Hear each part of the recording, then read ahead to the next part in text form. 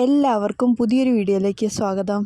ഇന്ന് നമ്മൾ തയ്യാറാക്കാൻ പോകുന്ന നല്ലൊരു മെഴുക്കുവരട്ടിയാണ്. എങ്ങനെയാണ് തയ്യാറാക്കുന്നത് നോക്കിയാലോ? വീഡിയോയിൽ പോകുന്നതിന് മുമ്പ് തന്നെ വീഡിയോ ഇഷ്ടപ്പെടുവാണെങ്കിൽ ഒന്ന് സബ്സ്ക്രൈബ് ചെയ്യാനും ലൈക്ക് ചെയ്യാനും കൂടി മറക്കരുത്. നമ്മളെ സപ്പോർട്ട് ചെയ്യുക. ചേന ആദ്യം തന്നെ നല്ലപോലെ ഒന്ന് വൃത്തിയാക്കി എടുക്കുന്നുണ്ട്. വൃത്തിയാക്കി എടുത്തതിന് ശേഷം ചേനയുടെ കാൽഭാഗം മാത്രം നമ്മൾ എടുക്കുന്നുള്ളൂ. കാൽഭാഗം മാത്രം മുറിച്ചെടുത്ത് നമുക്ക് കറി വെക്കാം.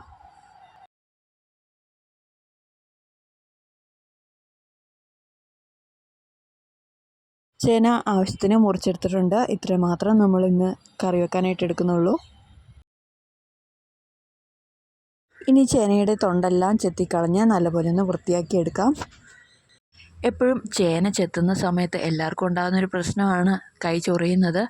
അത് ഒഴിവാക്കാനായിട്ട് ചേന ചെത്തുന്നതിന് മുമ്പ് തന്നെ കയ്യിൽ കുറച്ച് വെളിച്ചെണ്ണ പുരട്ടുന്നത് എപ്പോഴും നല്ലതാണ്. വെളിച്ചെണ്ണ പുരട്ടിയതിന് ശേഷം ചേന ചെത്തുവാണെന്നുണ്ടെങ്കിൽ കൈ ചൊറിയാതെ മുഴുവൻ ചെത്തിയെടുക്കാൻ പറ്റും. തൊണ്ടെല്ലാം ചെത്തിക്കളഞ്ഞ് നല്ലപോലെ വൃത്തിയാക്കി എടുത്തിട്ടുണ്ട്. ഇനിയൊരു 2 തവണ കൂടി കഴുകി എടുക്കാം. ചേന നല്ലപോലെ കഴുകി വൃത്തിയാക്കി എടുത്തിട്ടുണ്ട്. ഇനി അരിയാൻ പാകത്തിന് എളുപ്പത്തിന് വേണ്ടി നീളത്തിലൊന്ന് കണ്ടിച്ചുകൂടി എടുക്കാം.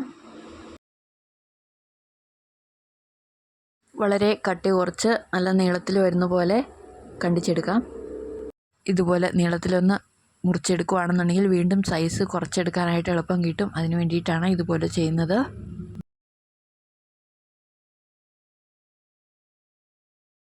നീളത്തിൽ ചെത്തിയെടുത്ത കഷ്ണങ്ങളെല്ലാം വീണ്ടും ചെറിയ പാകത്തിന് തന്നെ അരിഞ്ഞെടുക്കുന്നുണ്ട്.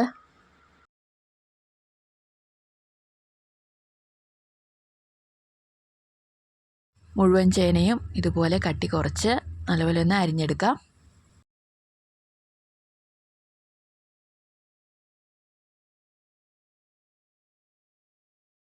ചേനയെല്ലാം നല്ലപോലെ പാകത്തിന് അരിഞ്ഞെടുത്തിട്ടുണ്ട്. ഇനി വേണ്ടത് ഉള്ളിയാണ്. ഒരു 10 ഉള്ളി എടുത്തിട്ടുണ്ട്. ഇനി ഇതും കൂടി ചെറുതാക്കി ഒന്ന് അരിഞ്ഞെടുക്കാം. അടുത്തായിട്ട് വേണ്ടത് തേങ്ങാക്കൊത്താണ്. ഒരു 4 തേങ്ങാപ്പൂൾ നല്ലപോലെ ഒന്ന് കൊത്തി കൂടി എടുക്കാം. അങ്ങനെ കറിക്ക് വേണ്ടിയിട്ടുള്ള ഉള്ളിയും തേങ്ങാക്കൊത്തും ചേനയെല്ലാം നമ്മൾ പാകത്തിന് തന്നെ അരിഞ്ഞു വെച്ചിട്ടുണ്ട്. ഇനി നമുക്ക് മെഴുക്കുവരട്ടി തയ്യാറാക്കാം. ആദ്യം തന്നെ അടുപ്പ് കത്തിച്ച് ഒരു ഉരുളിയാണ് വെച്ച് കൊടുക്കുന്നത്. ഇനി ഉരുളിയിലെ വെള്ളമെല്ലാം പറ്റി നല്ലപോലെ ഒന്ന് ചൂടായി കഴിഞ്ഞാൽ എണ്ണ ഒഴിച്ച് കൊടുക്കാം.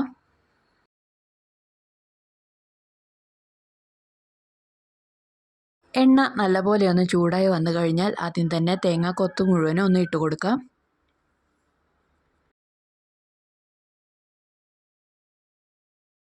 തേങ്ങാക്കൊത്ത് ഇട്ട് കൊടുത്തതിന് ശേഷം ചെറുതായിട്ടൊരു ബ്രൗൺ കളർ ആകുവോളം ഒന്ന് വഴറ്റിയെടുക്കാം. ചെറിയൊരു ബ്രൗൺ കളർ ആയിട്ടുണ്ട്. ഈ പാകമാകുമ്പോഴത്തേക്കും തേങ്ങാക്കൊത്തെല്ലാം ഒന്ന് മാറ്റാം.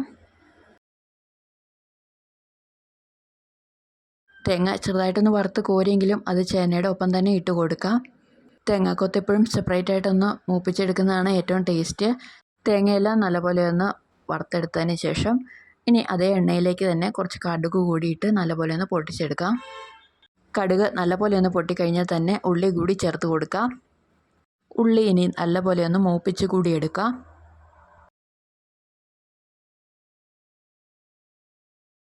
ഉള്ളി ചെറുതായിട്ടൊന്ന് മൂത്ത് വന്നാൽ തന്നെ കുറച്ച് കറിവേപ്പിലയും കൂടി ചേർത്ത് കൊടുക്കാം.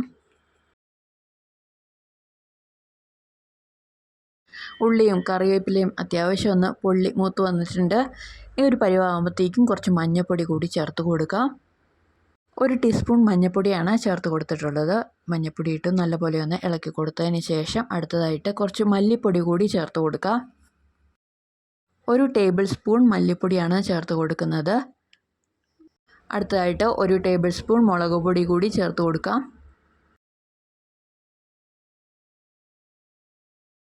മുളക് പൊടിയും കൂടി ചേർത്ത് കൊടുത്തതിന് ശേഷം ചെറുതായിട്ടൊന്ന് മൂപ്പിച്ചെടുക്കാം. ഇനി അതിൻ്റെ കൂടെ തന്നെ അരിഞ്ഞു വെച്ചിരിക്കുന്ന ചേന കൂടി ചേർത്ത് കൊടുക്കാം. ചേനയും കൂടി ചേർത്ത് കൊടുത്തതിന് ശേഷം നല്ലപോലെ ഒന്ന് മിക്സ് ചെയ്ത് കൂടി എടുക്കാം. എല്ലാ ഭാഗത്തും മുളക് പൊടി മല്ലിപ്പൊടി എത്തുന്ന പോലെ തന്നെ നല്ലപോലെ ഒന്ന് മിക്സ് ചെയ്ത് കൊടുക്കാം. ഇനി പാകത്തിന് ഉപ്പ് കൂടി ചേർത്ത് കൊടുക്കാം. ഉപ്പും കൂടി ചേർത്ത് കൊടുത്തതിന് ശേഷം നല്ലപോലെ ഒന്നുകൂടി മിക്സ് ചെയ്യുക. ചേന നല്ലപോലെ ഒന്ന് മിക്സ് ചെയ്തെടുത്തിട്ടുണ്ട്. ഇനി ചേന വേവിക്കുന്നതിന് മുമ്പ് തന്നെ ചേന വേവാനായിട്ട് ആവശ്യമുള്ള വെള്ളം കൂടി ചേർത്ത് കൊടുക്കണം. ഒരു 1.5 ഗ്ലാസ് വെള്ളം ചേർത്ത് കൊടുക്കുന്നുണ്ട്. ചേനയ്ക്ക് വേവാനായിട്ട് അത്യാവശ്യം സമയം വേണം. നല്ലപോലെ സമയം എടുത്താണ് വേവുള്ളൂ. അതുകൊണ്ട് തന്നെ വെള്ളം ഒഴിച്ചില്ല എന്നുണ്ടെങ്കിൽ ചോട്ടി പിടിക്കാനും കരിഞ്ഞു പോകാനൊക്കെ ചാൻസ് ഉണ്ട്. പാകത്തിന് വെള്ളമൊഴിച്ച് വെച്ചെന്നുണ്ടെങ്കിൽ വേവിച്ചെടുക്കാൻ കൂടി നല്ല എളുപ്പം കിട്ടും. വെള്ളം കൂടി ചേർത്ത് കൊടുത്തതിന് ശേഷം ഒന്നുകൂടി നല്ലപോലെ മിക്സ് ചെയ്ത് കൊടുക്കുക. മിക്സ് ചെയ്ത് കൊടുത്തതിന് ശേഷം അടച്ചു വെച്ച് വേവിക്കാവുന്നതാണ്. ചേന കൂടെ ഒന്ന് ഇളക്കി കൊടുക്കുന്നത് കൂടി നല്ലതാണ്. വെള്ളം പറ്റുന്നതനുസരിച്ച് ഒന്ന് കൂടെ ഇളക്കി കൂടി കൊടുക്കുക. എങ്ങാനും വെള്ളം പെട്ടെന്ന് വറ്റിപ്പോയിട്ടുണ്ടെങ്കിൽ ചേന അടി പിടിക്കാനൊക്കെ ചാൻസ് ഉണ്ട്. അതുകൊണ്ട് തന്നെ വേവോളം ഇടയ്ക്കൊന്ന് ഇളക്കി കൊടുക്കുന്നത് നല്ലതാണ്. ചേന നല്ലപോലെ വെന്ത് കിട്ടിയിട്ടുണ്ട്. എന്നാലും കുറച്ച് നേരം കൂടി ഒന്ന് മിക്സ് ചെയ്ത് കൊടുക്കാം.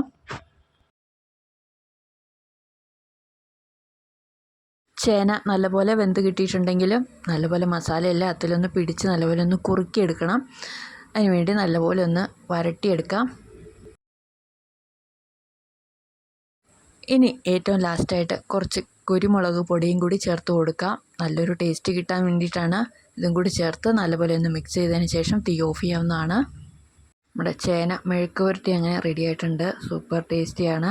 എല്ലാവരും ഒന്ന് ട്രൈ ചെയ്ത് നോക്കണം. ട്രൈ ചെയ്തിട്ട് അഭിപ്രായം കൂടി ഒന്ന് പറയണേ.